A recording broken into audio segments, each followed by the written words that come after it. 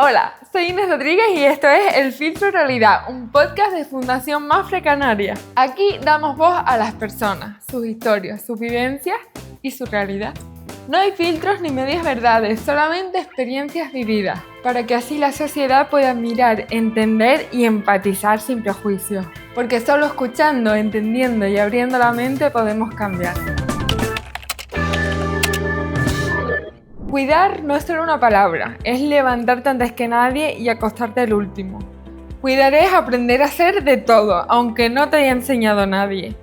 Cuidar es sostener, escuchar, tramitar papeles y sonreír cuando estás agotado. Y muchas veces hacer todo esto en silencio y sin descanso. Hoy en el Filtro de Realidad queremos ver el punto de vista de los cuidadores y que nos cuenten cómo es su día a día. Pues hoy estoy aquí con Paco, que es padre de un niño y una niña que tienen discapacidad. Hola Paco, muchas gracias por venir. Muchas gracias por la invitación. Cuéntame en primer lugar algo de tus niños. Pues mira, tengo dos niños, una niña de 14, tengo un niño de 11. Ok. La mayor tiene el síndrome de Asperger. Vale. Y el pequeño tiene el TEA, pero un poquito más, con más discapacidad. Ok.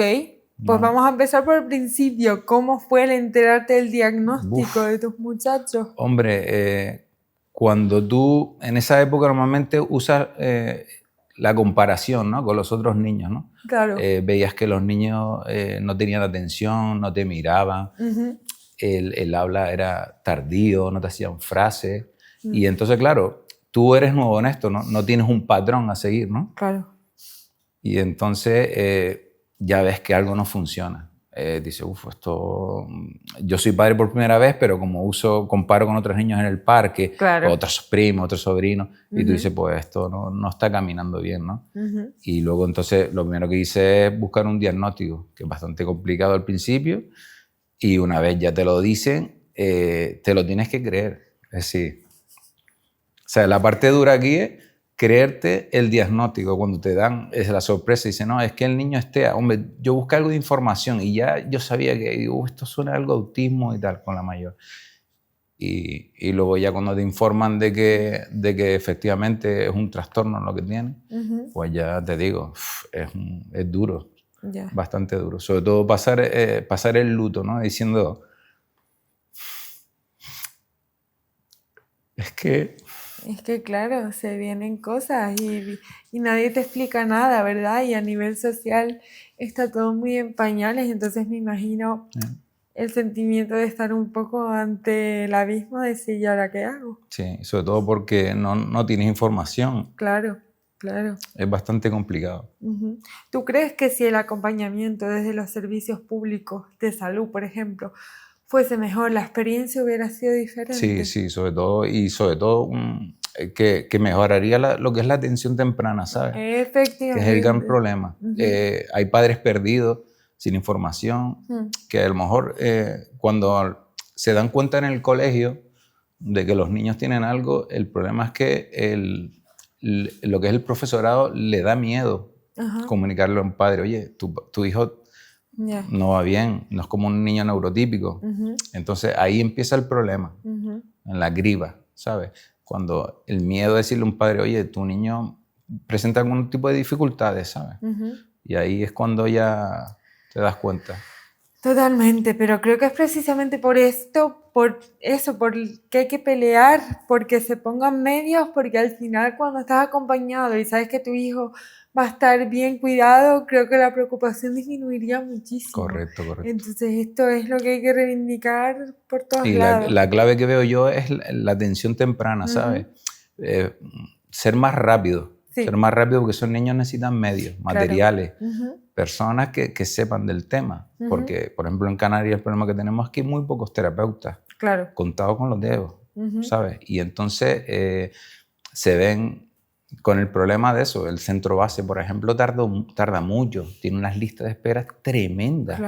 Son niños. Total. Y entonces la etapa cuando son por ejemplo, de 0 a 3, 0 a 5, ahí es cuando necesitan más trabajo. Claro, cuando tú localizas el problema, exactamente. Esos cerebros superplásticos, efectivamente, ahí tienes que correr, que cojan toda la información, ¿sabes? Es la época importante porque ellos, lo que tú dices, ellos es como un disco duro, vienen sin información, Total. aunque tengan TEA, ¿vale? Ajá. Y entonces tú tienes que darle la información de la vida propia, ¿no? De cómo son las cosas, en qué ambiente se va a mover. Totalmente, totalmente. Y pasado el momento del diagnóstico, ya un poco asumimos la situación, Claro. y tal, entiendo que empieza todo el tema de los cuidados. Claro. Entiendo que tú eres el principal cuidador de tus hijos. ¿Cómo llevas este rol?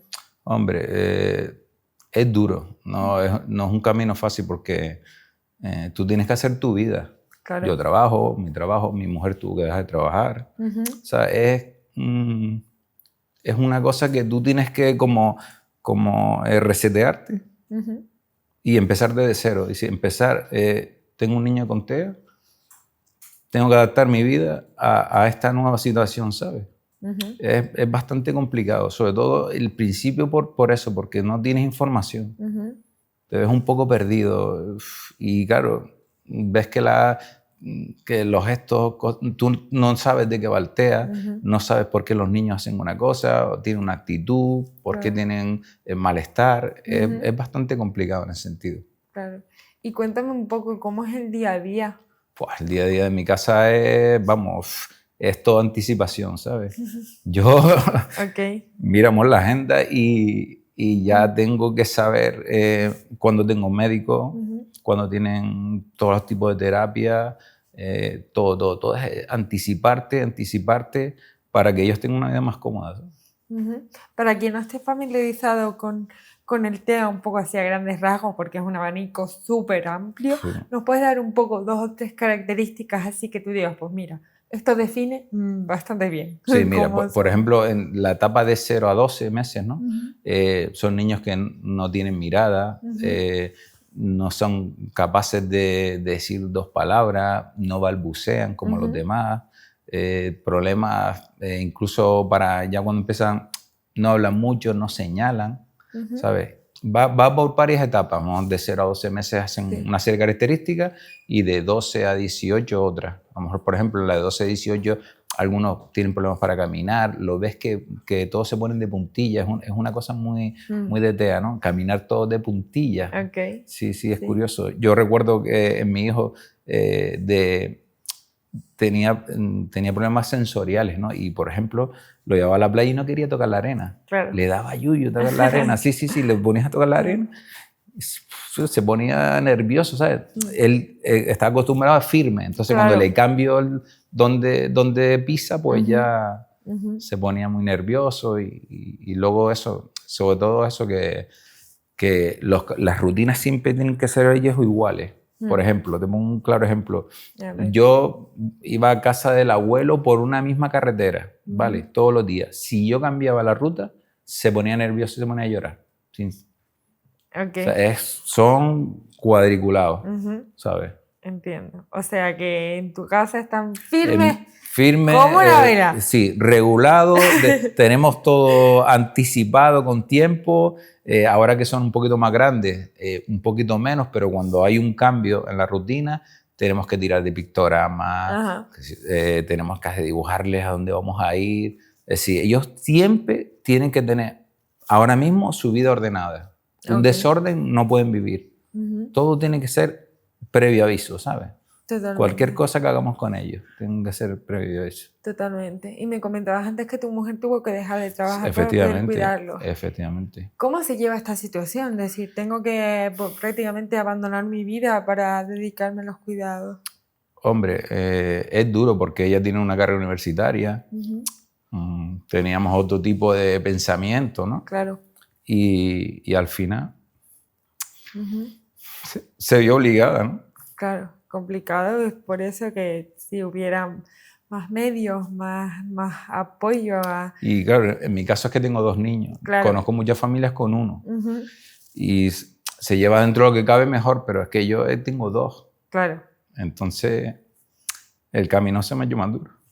Tienes el pack completo e indivisible, vamos, para que no te aburras en ningún momento. Sí. Y tú como padre, porque claro, se habla mucho de las personas con discapacidad, pero bastante poco de las personas cuidadoras. ¿Cómo es tu tu vida como cuidador? ¿Cómo notas tu calidad de vida? Hombre, es algo complicado. Tienes poco tiempo para ti, sobre todo, ¿sabes? Porque tú priorizas a los niños. Claro. Entonces, sí, tienes algún tiempo de respiro alguna vez, pero siempre estás mirando por ellos y te dejas ir un poquito, ¿no? Ese es el gran problema que tenemos sobre todo los cuidadores, ¿no? Que el niño es lo primero, antes que tú mismo, ¿sabes? Totalmente, totalmente. Y hablas de momentos de respiro. ¿Tienes algún momento de respiro? Sí, hombre. La cena, cuando están dormidos. Ok. Algún respiro de alguna asociación también, que hacen alguna vez. Lo que pasa es que en mi caso, como tengo dos, pues me es difícil que los dos coincidan en respiro. Alguna vez, ¿sabes? Pero me es complicado y te digo, sobre todo cuando estamos cenando, cuando tenemos tiempo para nosotros, para hablar y demás. ¿Sabes? Respiras también cuando ves que en una terapia de un paso hace algo nuevo. Qué bueno. Y dices, uff,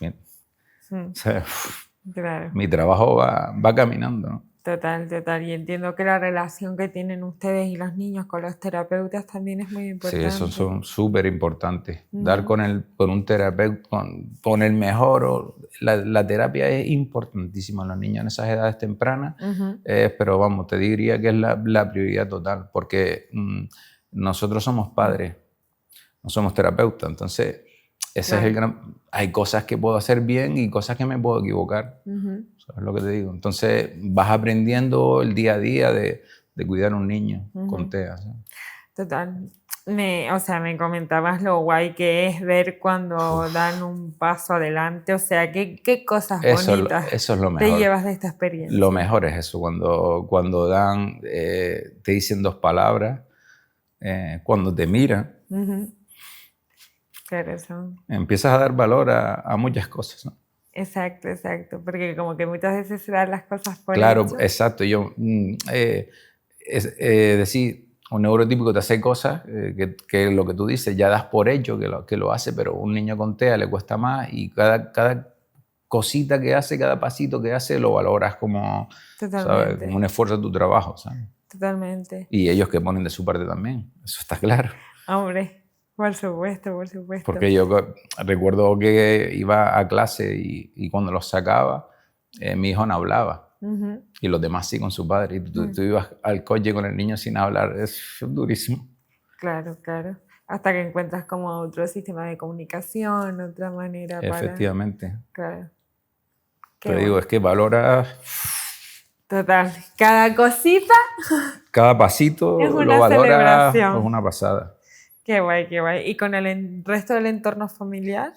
Bueno, primero que es un poco más complicado, están ahí, ¿no? Pero es que es difícil para ellos también, ¿no? Ellos no saben nada de TEA, entonces es un poco más complicado. Ellos conocen el camino, ¿no? Pero no lo caminan, que es la gran diferencia. Claro. Claro, yo también entiendo que no puedo pedir más a una persona, ¿no? A un familiar no le puedo pedir más por la dificultad de ellos también. ¿Sí? Claro, claro. Es que, claro, ustedes se han hecho de repente expertos en TEA de la noche a la mañana, se han hecho un super máster intensivo. Sí, porque el primero me abre el camino y el segundo tiro la puerta de patada, ¿sabes? Es que es así. Con el segundo voy un poquito mejor. Totalmente. Porque ya he pasado por los primeros pasos. Claro, claro. Y tus niños que ya son un poco más mayores, pues ya has podido como asentar un poco. ¿Qué le dirías a los padres primerizos que se les viene pues es un diagnóstico? Yo le diría primero que es un niño, ¿sabes? Que es su hijo. Que cualquier diagnóstico no te lo va a cambiar. Claro, totalmente. Es que creo que el error de los diagnósticos es eso, como asumir toda una serie de cosas que por supuesto el camino es más difícil, pero porque los entornos no están nada adaptados. Claro, es que el principio de todo estás loco por un diagnóstico. Claro. Es que parece como que necesitamos que un médico te diga lo que tiene o lo que el niño sabe. Estás como desesperado que te le pongan un cartel. Y al final te das cuenta que eso no sirve de nada. Exacto. Que toda la lucha por el cartel, que está bien un poco para ubicarte, pero que al final tu niño es tu niño y tiene sus individualidades. Es el amor de tu hijo, es tu hijo, claro. es parte de ti. Por ¿sabes? supuesto. ¿Y qué cosas crees que te hubiesen hecho el camino más fácil? Sobre todo la información, más información de la sociedad, más empatía, muchísima más empatía, que cuando tú hablas con alguien sobre todo al principio, ¿no? Hablabas con alguien del TEA, ellos te oyen pero no te escuchan, ¿sabes? Es que no saben lo que es. Yo entiendo también el ponerse en el otro lado, ¿no? Tú, por ejemplo, al principio, cuando tenía que hacer cualquier actividad, empezamos una actividad nueva y yo tenía que ya decir, es que el niño tiene TEA, ¿y ¿eso qué es? Y yo digo, buah, tengo que empezar otra vez, que le pongo un cartel o le explico a este señor supongo qué es que el es TEA. agotador todo el rato.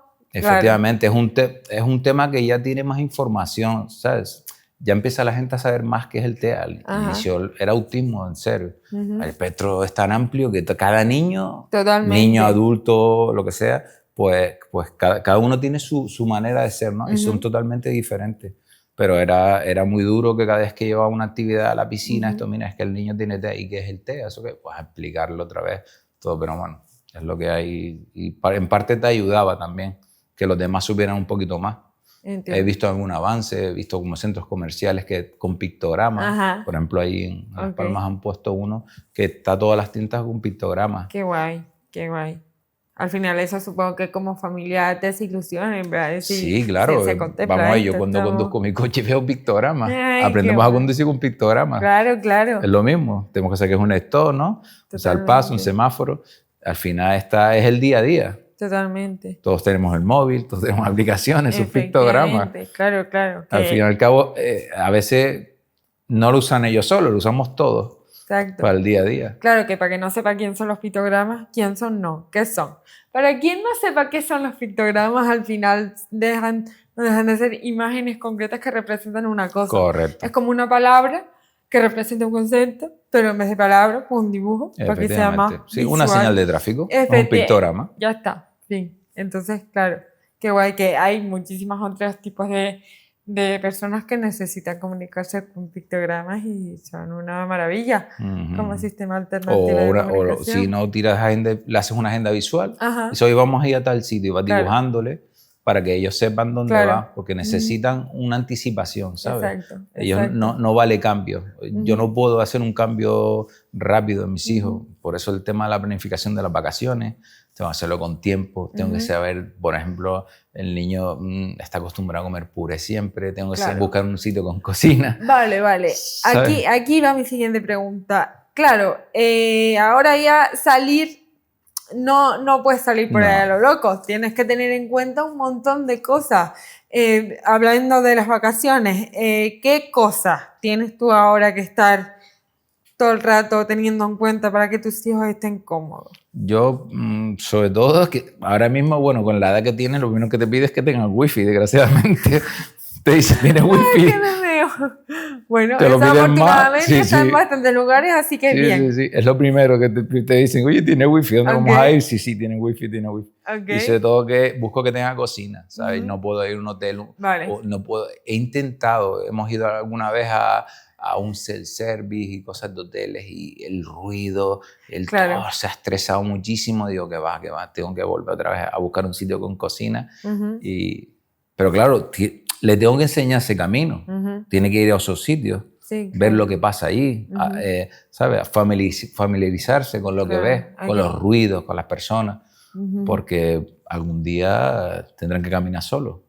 Efectivamente. ¿Cómo ves el futuro para tus muchachos? Bueno, vivo el día a día. Pues ya está. No he vivido más. Sabia decisión. Pensar el futuro es complicarte, es cargarte más la mochila. Totalmente. Entonces, al principio, cuando hablabas del TEA y demás, te preguntaban mucho eso, ¿no? Y el futuro, yo, ¿qué futuro? Si yo salgo por esa puerta, me caigo por las escaleras y se acabó mi futuro. Efectivamente. No, háblame en minutos, segundos, ¿sabes? Totalmente. Yo les abro el camino, ¿sabes? Intentaré el camino, que sean independientes. Pero yo no soy eterno, ¿sabes? Yo algún día me iré. Total. Y tendrán que caminar solos. Totalmente. El espectro del autismo es un espectro muy amplio. Entonces, ¿me podrías decir un poco qué diferencias ves entre tus dos chiquillos? Bueno, sobre todo el niño tiene más dificultades. Vale. Ha tenido más dificultades, todavía incluso ya con la de que tiene, le cuesta hablar, le cuesta unir palabras, sobre todo la concentración. ¿Sabes? Ha sido un poquito más complicado trabajar con él en terapias y demás. La niña no, la niña ha ido un poquito más rápido. Tardó en hablar, pero cuando habló hay que mandarla a callar. Habla por los codos. O sea, una cosa Me veo. terrible. ¿En qué momento? Yo sobre todo con el niño, lo llevé a una terapia de ella. Y la terapeuta vio un gesto en el niño. Y no vio algo, no sabía qué explicarte, pero como que hizo un gesto que a ella le llamó la atención. Y entonces me preguntó, oye, ¿tú has revisado a Luis? Y le dije, no, la verdad que no, porque Luis gateó, caminaba, Vale. o sea, hacía todo como un niño neurotípico, pero luego llega a cierta edad que se me para, ¿sabes? Es una cosa... Sí. Yo me acuerdo incluso cambiando los pañales a Luis, le decía, ay Luis, que tenemos que ayudar a tu hermana, para que tú veas. Sí. Pensaba yo, ¿no? Mis historias de... Digo, a ver si tú y yo levantamos a tu hermana. Y al final fue al revés. Para que tú veas. Bueno, pero supongo que, claro, es que tenemos como el concepto de ayudar. A ver, que al final en las cosas prácticas, pues sí que hay que ayudar. Pero que por supuesto que ella aprenderá de su hermano. Sí, claro. Que aquí cada uno... Pues, y sobre todo su hermano de ella. Claro, es que se aportan mutuamente. Efectivamente. Yo cuando eran pequeños no tuve las peleas de hermanos, porque era una Boston y otra California, ¿sabes? Ni se miraban, Yo veía las peleas entre hermanos y yo decía, por los míos no se pelean. Eso que te ahorraste. Sí. Una parte sí me ahorré, la verdad. Claro. Porque te digo, uno estaba en un lado, otro estaba al lado, ni se miraba, uno pasaba por delante y digo, ¿pero esto qué es? ¿Sabes? No, ahora sí, ahora empiezan un poquito a saber que está, sobre todo él le eche de menos a ella, en cualquier cosa la nombra. Qué monas. ¿Sería esto más fácil con apoyo psicológico para ustedes? Sí, alguna vez sí a los padres porque, sobre todo al principio, ¿sabes? Por el principio están más perdidos. Claro. ¿Qué es eso? Claro, pero porque a los niños se les trata mucho, pero al final como a padres veces, también. Claro, los cuidadores también sí es necesario también. Depende también la madurez de cada uno, ¿sabes? Claro. Si eres capaz de soportarlo, de no soportarlo, pero a veces sí lo necesitas. Sí necesitas algo de apoyo porque tú, te digo, hay cosas que no controlas, sobre todo momentos de mucha tensión, mucho estrés, se te ponen allí ya y tú dices, pero ¿por qué esto a mí, sabes? ¿Seré capaz de aguantar esto, sabes? Momentos que tú tienes que sobreponerte. Pero bueno, a veces también, te digo, la experiencia, el día a día, pues te vas un poquito autorregulando. Pero sí es verdad que a veces sí se necesita un poquito de ayuda psicológica, sobre todo a los padres, ¿no? Que es lo que más... Ellos viven su mundo, no se enteran de lo que pasa y no se enteran de lo que arrastran, porque es así, pero claro, como padres a veces estás un poquito, sobre todo un agotamiento psicológico, ¿sabes? Claro. Sobre todo. Porque yo tengo que hacer mi vida normal, como te conté antes. Yo tengo que trabajar. A mí no me regalan nada. Claro. Eso más luego el convivir con mis hijos. ¿Y las terapias y todas estas cosas a las que les llevan son públicas? Vamos a ver, son privadas. Ahora mismo porque, por ejemplo, cuando vas al centro base, a los 6 años ya le dan en alta. Y te dicen que tienes que buscarte la vida con un amigo, sí. Es así. Luego, importante también, sobre todo, que no lo hemos nombrado, las asociaciones. Es importantísimo, ¿sabes? Cada vez hay menos, desgraciadamente, por faltas económicas. Y no saben la ayuda que le dan a la familia. Claro. Primero porque estás en un entorno que es el tuyo. Te entienden, saben lo que te pasa. Te dan una ayuda al principio, vamos, terrible. Y muchas, desgraciadamente, están desapareciendo. ¿Por qué?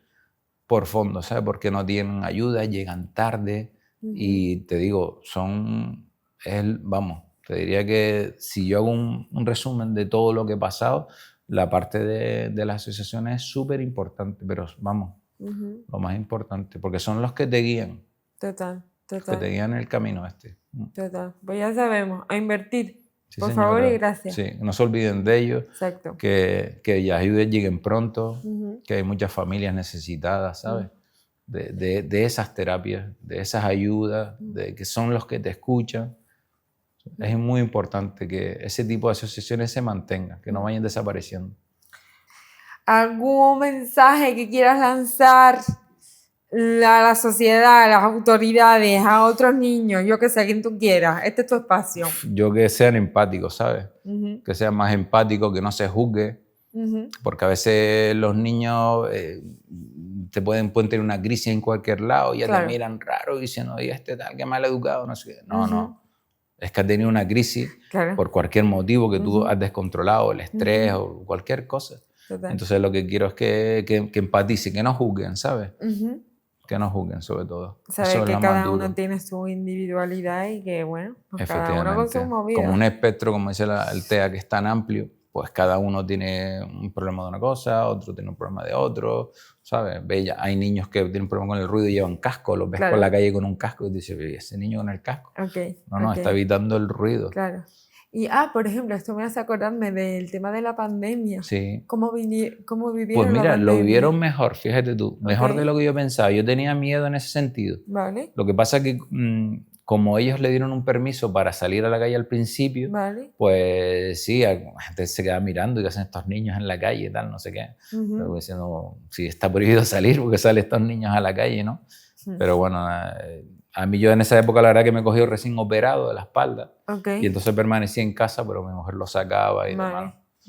Porque esa es otra, el desgaste físico y mental. Yo he pasado 2 veces por el quirófano, mi mujer también de la espalda. ¿Sabes? Es lo peor. Físicamente y mentalmente te agotas, pero al límite, ¿sabes? Ya vives con el agotamiento. Es una parte más de tu vida, ¿sabes? Totalmente. Lo asumes, que tienes que tirar agotado siempre, ¿sabes? Ya. ¿Y crees que se podría hacer algo para solucionar esto? Es difícil, la verdad. Es difícil. Yo sobre todo empezaría por la información, para que la gente sepa lo que es el TEA, ¿sabes? Y a veces que empaticen un poco más en ese sentido, ¿sabes? Sí, pero quiero decir, más allá de la gente, tú pides por esa boquita que este es el altavoz. Sí, yo lo único que pediría es que nos escuchen, que tengan derecho a todo, porque a los 21 años se les acaba lo que es la formación, tengan derecho al trabajo, ¿sabes?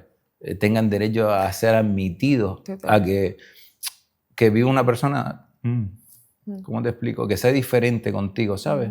Si ves una persona en la calle que hace un movimiento, una estereotipia, algo, oye, él es así, no molesta a nadie, ¿sabes? Al final que se respete la diversidad y que se garanticen los derechos. Efectivamente, que tengan los mismos derechos que un neurotípico, igual, derecho al trabajo, derecho a vivienda.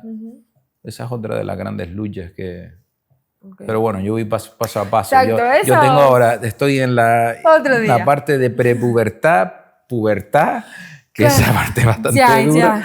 Sobre todo la parte de mujer, que es durísima, bastante complicada. Entiendo. La pubertad es bastante complicada. Pues Paco, ánimo. Nada, muchas gracias. A tope con la vida. Sí, no me quedo de otra. Luchar. Y pasito a pasito hacemos el camino. Y que no tenga que poner todo él de su parte, sino que todos colaboremos un poco para que la vida sea más fácil. Correcto. Por favor y gracias. Muchísimas gracias, Paco, por venir, por hablar con nosotros y por contarnos todas estas cosas tan interesantes. Un placer. Lo mismo. Chao. Hoy Paco nos ha hablado con la voz de quien no tiene tiempo para parar. Y en Canarias hay miles de familias que, como la suya, cuidan cada día, sin relevo, sin apoyo y sin descanso. Cuidar a quienes cuidan es fundamental. El respiro familiar no es un capricho, es una necesidad y un derecho. Gracias, Paco, por recordarnos que cuidar también es pedir ayuda y quienes sostienen también necesitan ser sostenidos. Esto fue El Filtro Realidad, un espacio de Fundación Mapfre Canarias. Si esta historia te ha gustado, pues compártela y sigue a la Fundación en redes, porfa. Porque cuando escuchamos cambiamos y cuando cambiamos todo mejora. Hasta el próximo episodio.